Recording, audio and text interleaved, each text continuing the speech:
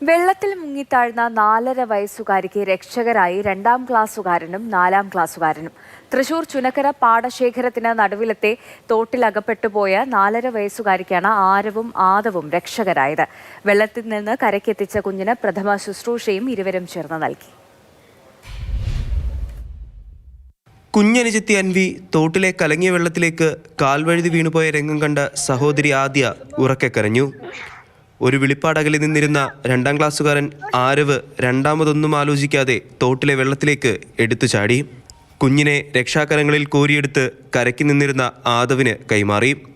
ആദവ് സ്കൂളിൽ അഗ്നിരക്ഷാസേന നടത്തിയ ക്ലാസ്സിൽ പഠിപ്പിച്ചതുപോലെ കുഞ്ഞിനെ കൈത്തണ്ടയിൽ കമഴ്ത്തിക്കിടത്തി പ്രഥമ ശുശ്രൂഷ നൽകി.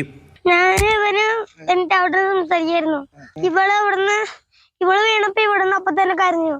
കാരണം ഞങ്ങള് ഇവിടെ നിന്നിട്ട് പ്രശ്നം ഓടിയപ്പോ വീണെടുക്കണുണ്ട്.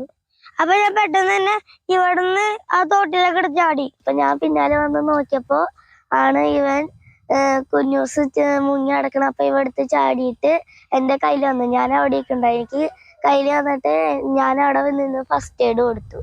കുഞ്ഞനിയത്തിയെയും കൂട്ടി LKG വിദ്യാർത്ഥിനിയായ ആദ്യ ചുനക്കര പാടശേഖരത്തിനിടയിലൂടെ ഒഴുകുന്ന തോട്ടിന്റെ കരയിലെത്തിയതാണ്. വെള്ളത്തിൽ കുഞ്ഞു മീനുകളെ നോക്കുന്നതിനിടെയാണ് ഒരു കല്ലിന് മുകളിൽ നിന്നിരുന്ന അൻവി തോട്ടിൽ വീണത്.